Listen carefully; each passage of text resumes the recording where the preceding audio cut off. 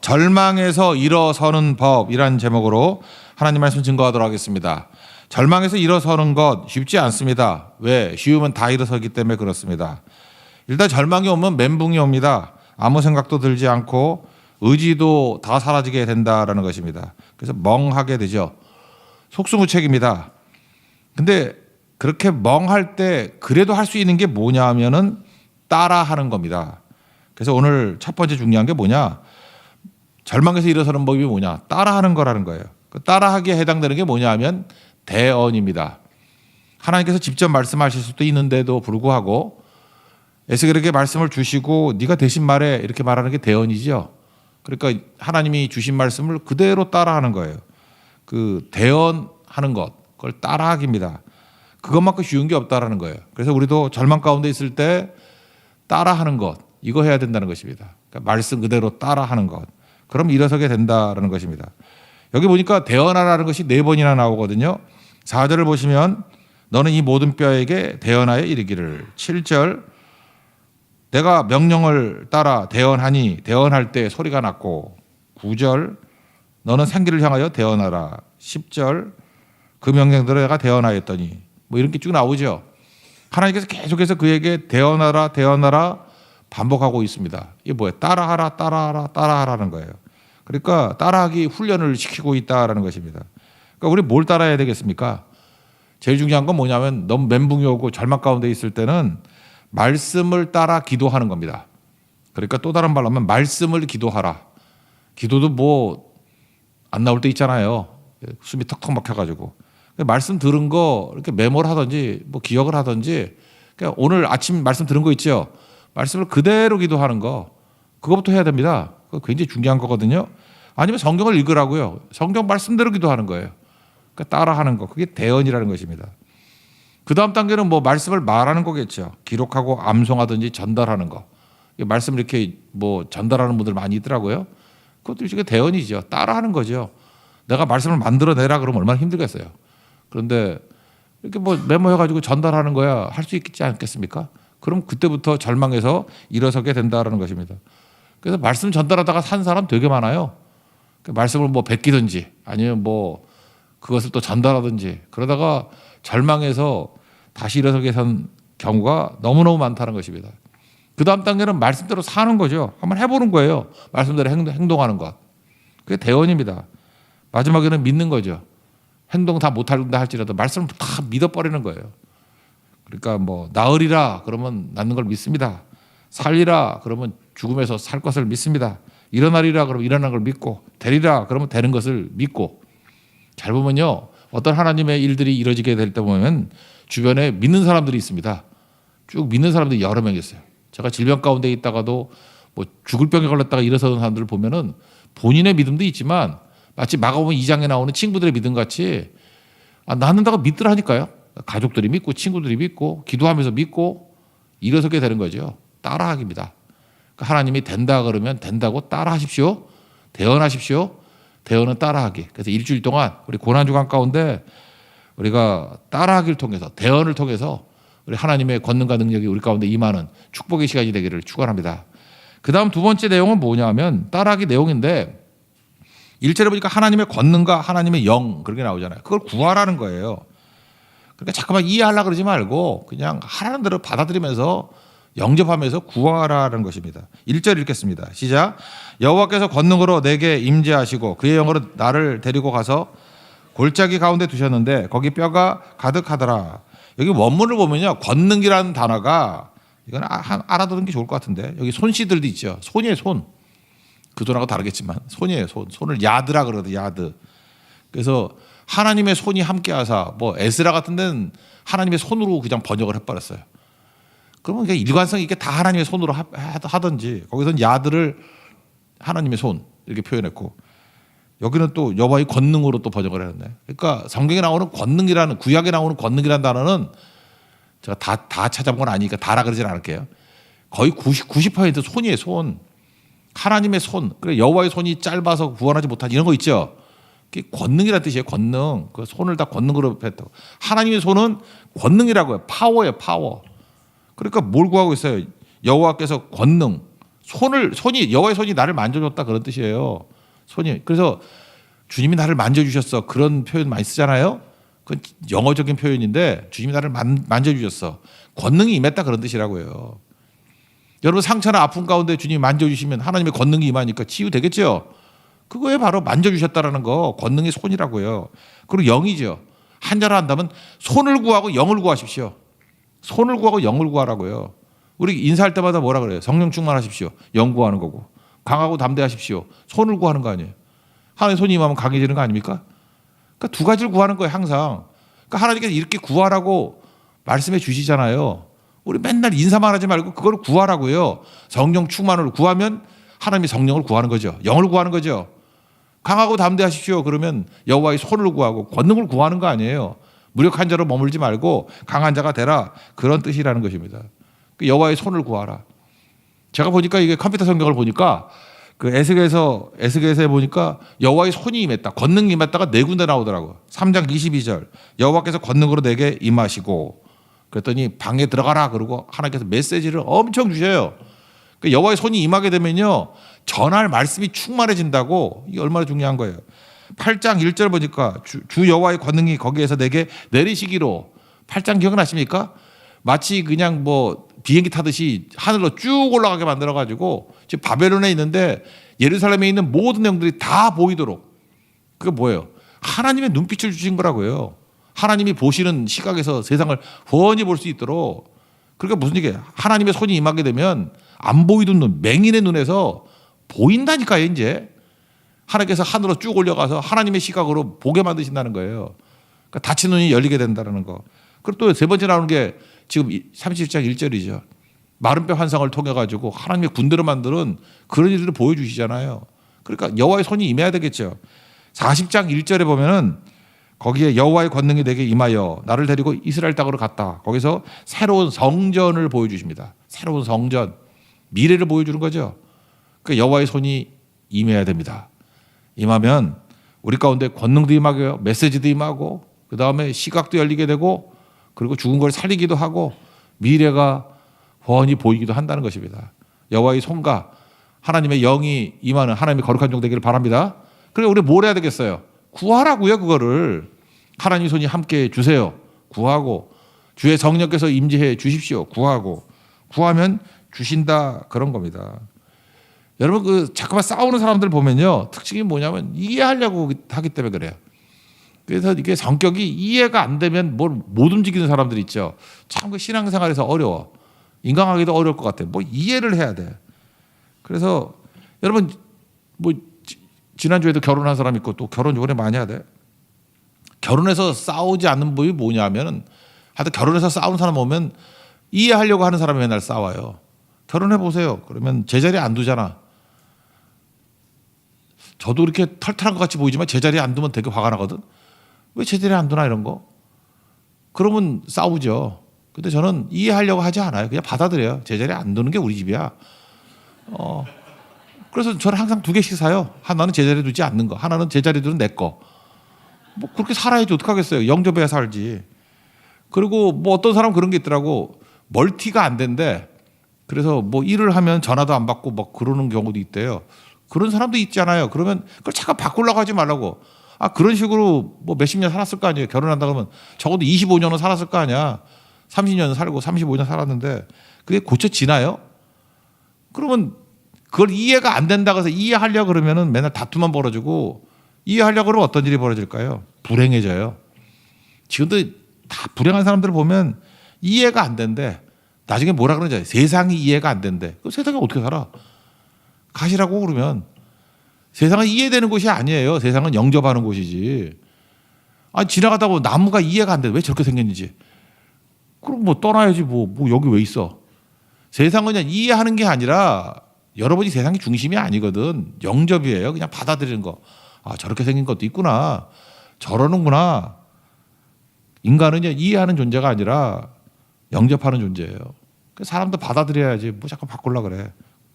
이해하려는 순간에 고통이 오고 영접하려는 순간에 평안이 옵니다.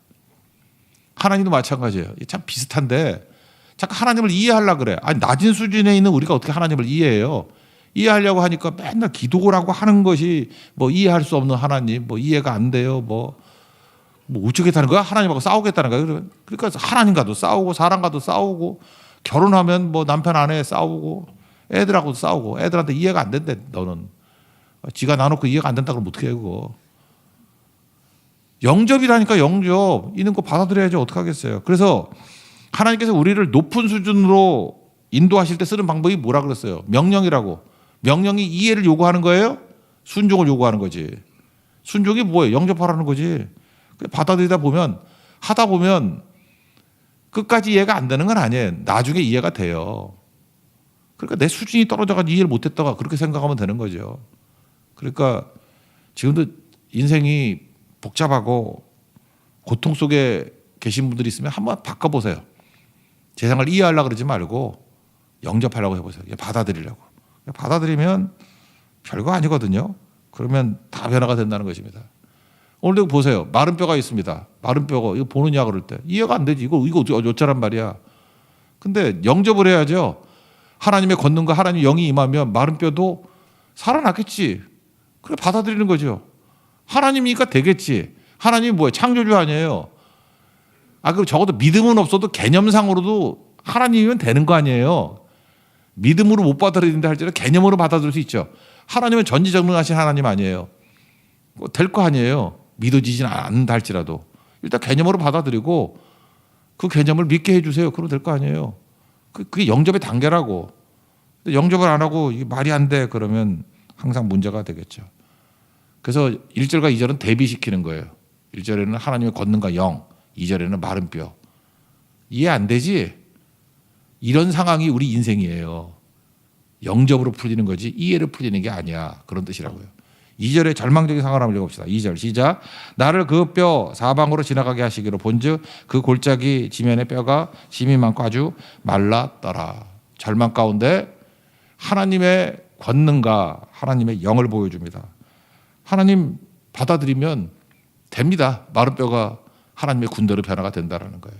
오늘 이거 붙들 수 있는 하나님의 정되기를 바랍니다. 그래서 오늘 뭐 복잡하게 하지 말고 권능을 구하십시오. 주십니다.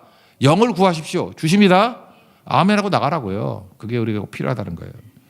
세 번째는 내가 질문하기보다는 하나님의 질문을 들어야 된다는 것입니다.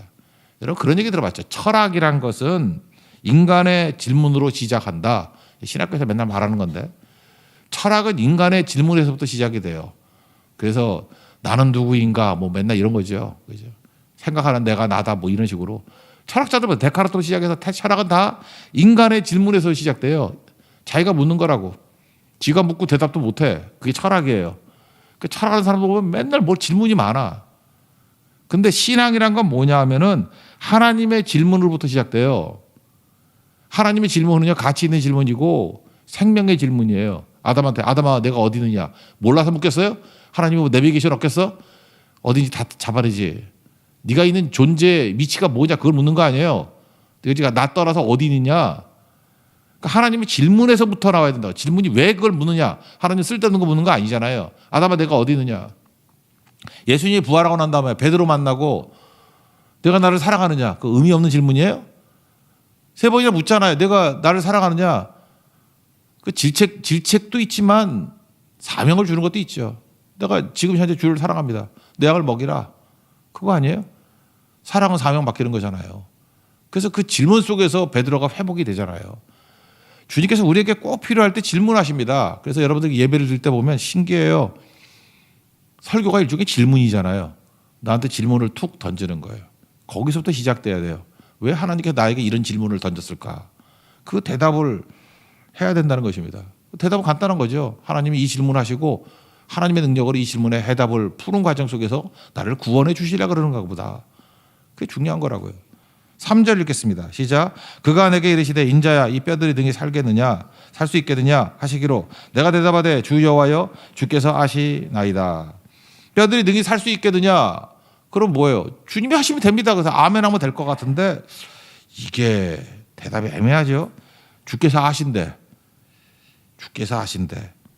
이거 영어식 표현에선 예를 들어서 God only knows 그러면 하나님만 아십니다. 그러면 모른다죠.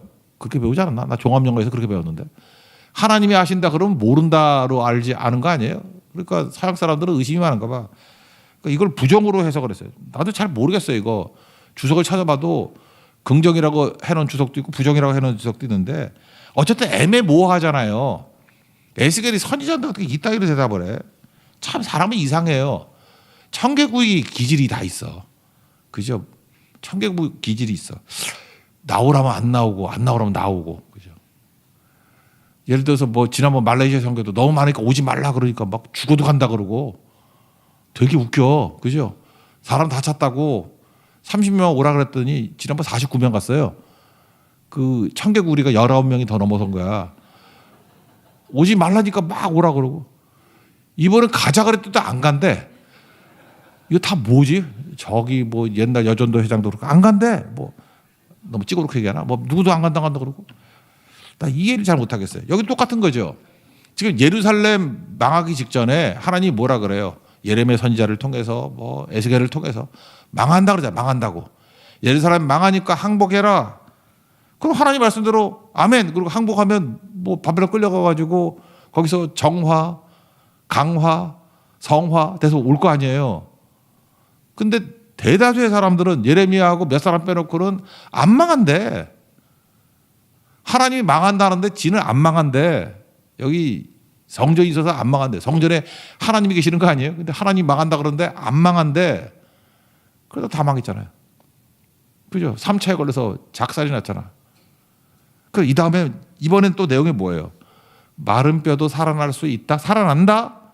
그러니까 돌아간다? 회복된다? 그런 거잖아요. 그럼 적어도 에스겔이면 아멘 그래야 될 거 아니에요. 주께서 하시나이다. 이게 뭐야 이게. 선지자조차도 그렇게 흔쾌히 따라가질 않아요. 그러니까 여러분 신앙생활 잘하는 게 뭐냐면 그냥 다 내려놓고 그러니까 주님이 말씀대로 되는 거 믿죠. 말씀은 결과를 낳고 말씀은 사건을 일으키는 걸 믿죠. 그럼 예수 잘 믿고 여기 초신자들 있죠. 지금 그 오래 믿은 것 같은 떨거지들 이기는 방법 간단해. 그냥 마음 딱 비우고 말씀하면 그냥 다 믿어버려. 그리고 그 결대로만 한 1년만 따라가 봐요. 진짜 믿음에 있어 탑 오브 탑이래. 진짜라고요. 대부분이 삐딱하다니까 이렇게 청개구리 같이 이러고 있다니까요. 요한복음 6장도 보세요. 하나님께서 하나님의 일 하는 게 뭡니까 그랬더니 믿는 게 하나님이다 그러잖아요. 진짜 안 믿어요. 어쩜 그렇게 안 믿는지. 믿음이 말세 뭐 믿음을 보겠느냐 그러잖아요. 안 믿잖아요. 자꾸 믿어야 된다고. 결대로 가야 된다고요. 그래서 성경을 딱 보니까 뭐 예를 들어서 망한다고 그러면 망할 거예요 분명히. 망하는 거에 맞춰서 행동을 해야 되죠. 그 말씀 아멘 하면서. 그리고 아무리 절망, 마른 뼈 같은 상황이라 할지라도 살아난대요. 군대가 된대요. 그럼 믿어야죠. 지금 볼 때 아무것도 안 보이지만 주님이 된다 그러면 되잖아요. 그래서 거기에 인생을 거는 거예요. 만약에 투자를 한다 그러면 뭐 미래 결과를 한다 그러면 뭐 땅 뜯고 헤엄치기, 돈 버는 거 시간 문제지. 안 그래요? 근데 보면은 전문가들이 그렇게 돈 버는 것도 아니더라고. 내가 보니까. 방송에 나와가지고 설명은 다 해놓고 지는 반대로 하더라고. 그래서 인간은 저런 거구나. 지가 말한 것도 자기가 안 믿어. 그런 거예요. 근데 인간의 말이야 다 엉터리지만 하나님 말씀은 그대로 되잖아요. 믿고 의지해야 되죠. 교회하고 가정을 하나님이 만드셨죠. 되게 유사하죠. 그래서 가정생활하고 교회생활이 비슷합니다. 그래서 가정을 확대한 게 교회고 교회를 축소한 게 가정이에요. 그러니까 예를 들어서 결혼을 한번 놓고 봅시다. 결혼에서 우리가 신뢰가 생긴다는 게 뭐냐, 사랑한다는 게 뭐냐면 예측 가능해지는 거 아니에요? 시간이 가면 갈수록 예측 가능해지고. 예측 가능해지는 게 뭐죠? 딴 거 아니에요. 그냥 믿는 거예요. 믿어서 행동을 그렇게 하니까 예측 가능해지는 거죠. 그런데 결혼하기 전에 매력은 어떤 게 매력입니까? 끊임없이 놀라움을 줘야 돼. 나랑 다른 게 매력이 있잖아요. 안 그렇습니까? 남자는 센데 여자는 약하고 그럼 뭐 이렇게 맨날 뭐 백혈병 걸린 애 같은 애가 매력이 있잖아. 안 그런가 옛날에? 총각 때는 그래요. 빌빌대는 여자. 결혼해놓으면 진짜 한심해 죽는데 결혼 전에는 그 병색 있고 허옇고 이런 애들이 또 뭐 좋아 보이고 뼈밖에 없는 애들이 좋아 보이고 나중에 뭐 아무것도 못해 그거. 아줌마들 저 두꺼운 뼈 이런 게 힘 있는 거 그게 매력인 게 몰라 그 사람들이. 그러니까 뭐예요? 끊임없이 놀라움을 주는 거야. 와, 놀라워. 이렇게 다르네. 무지가 설렘을 줍니다. 다 알면 설렘이 없죠. 내가 그거 언제 많이 느꼈냐면은 그렇게 안마 같은 거 있잖아요. 내 목 같은 거 앞에서 내 손으로 안마라면 하나도 안 시원해. 이유가 뭔가 했더니 나는 다 예측 가능해서 그래. 내가 어디를 누를 것인가, 어디 한다. 그러니까 안 시원해. 근데 우리 정형외과 선생님이 누르면 시원해. 왜 시원한가 했더니 어딜 누르는지 모르고 예측 불가능해. 어떻게 여길 찌르지? 막 이러는 거. 그러니까 치료가 되는가 봐요. 그러니까 무지가 우리에게 설렘을 주기도 하고 그런 거라고. 그런데 계속 그러면 어떻게 사냐고. 이 결혼하고 그다음에 신앙생활하고 되게 유사해요. 시간이 가면 갈수록 예측 가능해져야 된다니까요. 그래서 결혼에서 제일 중요한 게 뭔지 아십니까? 약속이에요. 약속하고 지키고. 그래서 가정에서는 예측이 가능해요.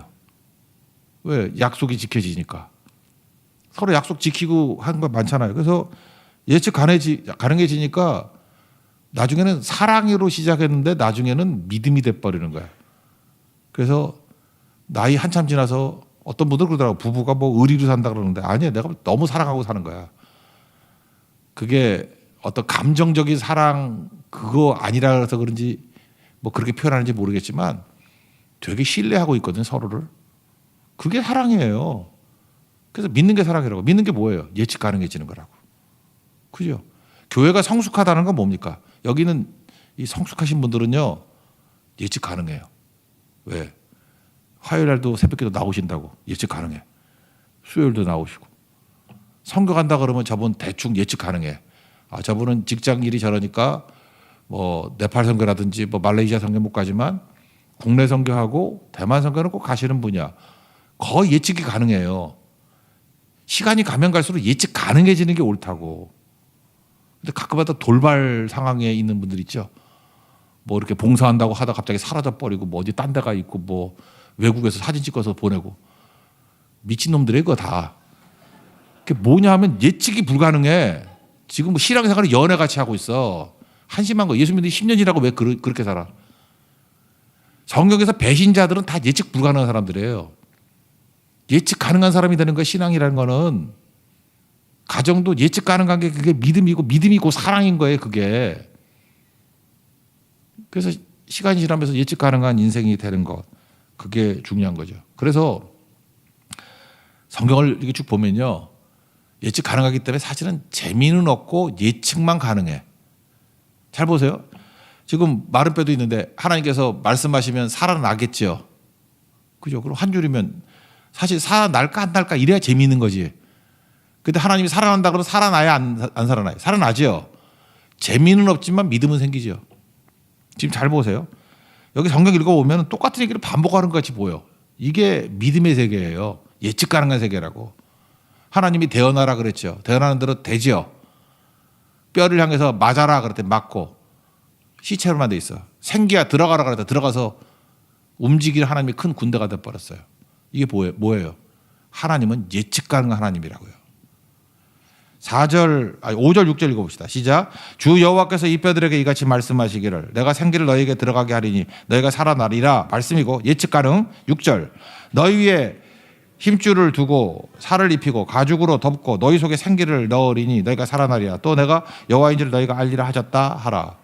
이거 예측 가능하잖아요. 그러니까 또 설명하고 있잖아요. 9절 10절 이제 생기 얘기입니다. 시작. 또 내게 이르시되 인자야 너는 생기를 향하여 대언하라. 생기에게 대언하여 이르기를 주 여호와께서 이같이 말씀하시기를 생기야 사박에서부터 와서 이 죽음을 당한 자에게 불어서 살아나게 하라 하셨다 하라. 이에 내가 그 명령대로 대언하였더니 생기가 그들에게 들어가매 그들이 곧 살아나서 일어나 서는데 극히 큰 군대더라. 지금 똑같은 말씀이 한 3번쯤 나오는 것 같이 보이잖아요. 이유가 뭐예요? 하나님의 나라는 예측 가능한 나라예요. 왜요? 약속이 이루어지니까. 그래서 세상에서는요, 이렇게 바람난 인생들은 세상을 좋아해. 예측 불가능하니까. 그러니까 무지하니까 설렘도 있고, 뭐, 쇼킹한 것도 있고, 뭐, 짠하기도 하고, 그러다 망해요. 처음에는 무지로 만나서, 결혼도요, 무지로 만나서 시간이 가면서 신뢰, 약속, 성취, 이런 걸 통해서 점점 예측 가능해지는 거예요. 그래서 노부부들이 멋지지 않습니까? 이렇게 노부부인데 서로 뭐 하는지 다 알아. 재미없어 보이죠? 그게 사랑이에요. 철저히 믿는 거거든. 거기까지 가요. 하나님과 우리의 교제도 그렇게 돼야 되는 거죠. 예측 가능한 거. 그게 믿음이다. 하나님 앞에서 그 길로 가는 하나님의 종 되기를 바랍니다. 마지막 네 번째 하나만 더 본다 그러면 여기 큰 군대가 됐다 그랬죠. 마른 뼈가 큰 군대가 됐다. 군대가 됐다는 건 뭡니까? 군중이 아니라는 거죠. 군대는 뭡니까? 목적을 위해 부르는 사람이에요. 목적이 있죠. 군대는 싸우는 거 아니에요. 그리고 군대는 훈련된 사람들이죠. 목적이 있더라도 뭐 모아놓은 오합지졸들을 군대라 그러진 않잖아. 훈련도 시키고 목적이 있는 사람. 다시 말해서 큰 군대가 됐다는 건 뭐냐? 마른 뼈 같은 존재들이 사명자가 됐다 그런 뜻이에요. 사명의 부활. 이게 교회의 모습입니다. 교회는 마른 뼈 같은 사람들을 모아놓고 하나님의 말씀과 성령으로 인해서 군대가 되는 거야. 큰 군대. 그래서 사명을 이루는 존재가 돼야 된다라는 것입니다. 우리가 할 일이 뭐예요? 살려주는 존재가 되는 거죠. 하나님 앞에 이렇게 계속해서 말씀 앞에 순종하고 따라하게 하다 보면 마른 뼈 같은 존재들이 내가 살아가는 것에 그치는 게 아니라 이제는 충만해서 흐름이 있는 사명자 된다는 거예요. 사명이 뭐예요? 제사장 되고 쓰임 받는 거죠. 그게 사명자라고요. 그 사명으로 연결이 된다라는 것입니다. 그래서 그들이 하는 일이 뭐예요? 다른 곳에 죽은 자들 향해서 무덤에서 나오라 이렇게 얘기하잖아요. 무덤에서 나오라. 무덤을 박차고 나오라. 12절 13절 두 절만 읽어봅시다. 시작. 그러므로 너는 대언하여 그들에게 이르기를 주 여호와께서 같이 말씀하시기를 내 백성들아 내가 너희 무덤을 열고 너희를 거기에서 나오게 하고 이스라엘 땅으로 들어가게 하리라. 내 백성들아 내가 너희 무덤을 열고 너희를 거기에서 나오게 한즉 너희는 내가 여호와인 줄을 알리라. 옛날에도 말씀드렸지만 제가 어렸을 때 했던 가장 복음적인 놀이는 다방구였어요. 다방구 요즘에 안 하대. 맨날 이거 게임만 하니 되나? 이 다방구 운동도 되고요. 스트릴도 있고 진짜 좋아 이거. 술래 한 명 내지 두 명 잡아놓고 그 터치하면 도망치는데 터치하면 전봇대에 붙잡아 놓는 거 아니야. 그죠? 이렇게 잡혀가지고 마귀에게 잡혀 있는 모습 같이 살려줘 이러고 있어 불쌍하게. 저는 달리기를 잘했기 때문에 거기다가 지금까지 자라서 날렵했거든 몸이 말라가지고. 그래서 요리 피하고 저리 피하고 제가 술래보다 속도도 빨라야 되고 센스도 있어야 돼요. 다 잡혀있는데 제가 마지막까지 남았을 때 막 사명감에 불타오르잖아요. 내가 쟤네들 살려내고야 말리라.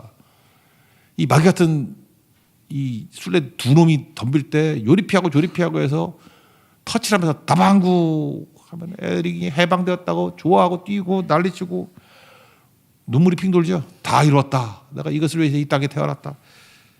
그게 되게 중요한 거죠. 근데 다방구가 무슨 뜻이에요? 다시 방을 구한다 그런 뜻인가? 난 잘 모르겠어. 하여튼간에 다방구가 뭔지 모르겠어. 뜻은 모르겠는데 다방구 너무 좋은 거죠. 우리가 그거예요. 지금 붙잡혀 있는 사람한테 복음 가지고 터치해주면 해방시키는 거라고. 다방구 우리가 그거 위해서 나오는 거죠. 무덤을 향해서 외치는 거예요. 생명 가지고. 우리 대언하는 종이잖아요. 내가 대언하면 그게 하나님 말씀이죠. 없는 말씀 대언하라는 게 아니라 받은 말씀을 있는 그대로 전하면 무덤에서 나오라. 무덤에서 박차고 나오라 그러면 나온다고요. 일어서라 그러면 일어서게 되는 거고 살게 되리라 그러면 살게 되는 거라고. 그게 군대입니다. 군대. 십자가에 군병되어서 그 일 감당해야 된다는 것입니다. 우리 일주일 동안 고난주간에 할 일이 뭐예요? 숨도 쉬는 사람들이 있어요. 지금 압박감에 막 우울증, 뭐 압박감, 뭐 무슨 뭐 뭔 놈의 장애가 그렇게 많은지 뭔 장애 뭐 이런 거. 다방구하고 터치해서 무덤에서 나오라. 절망에서 나오라. 외쳐야 되고요. 위험한 질병, 고난주간에도 금주간에도 수술하는 분들이 있어요. 정태수 집사님 같은 분 수요일 날 일어나라 그러죠. 나으리라. 회복될 것이다. 외쳐야 되겠죠. 재정 위기에 있는 분들 뭐 하나님이 제일 쉬운 게 뭐 그런 얘기 있잖아. 돈으로 해결하는 게 제일 쉽다고. 뭐 하나님 제일 쉬운 게 돈 주는 거지. 뭐 돈이야 뭐. 그죠. 하나님 말씀하시면 그냥 금방 돼버리지. 뭐 안 되겠어요. 그죠. 무슨 이유가 있겠죠. 그러니까 하나님 앞에서 일어서게 되리라. 지금 아픈 분도 많잖아요. 건강. 특별히 40대가 요즘에 빌빌대고 힘들어요. 너무 압박감이 심해가지고 일어나리라. 그죠. 얼굴도 환하게 빛나고 그렇게 되겠죠. 하나님 앞에서 그 일들 감당할 수 있는 하나님의 거룩한 종 되기를 바랍니다. 오늘 보죠. 네 가지나 있으니까 한번 따라합시다. 대언이 뭐라고요? 따라하기. 그리고 뭘 따라하라고요? 하나님 권능 주십시오. 영 주십시오. 이것부터 따라하기 시작하라고요. 이해하지 말고 그냥 영접하세요. 하라는 대로 하라고. 그죠? 그러면 역사가 나타나고 출발은 내 질문이 아니라 하나님 질문에서 시작돼야 돼요.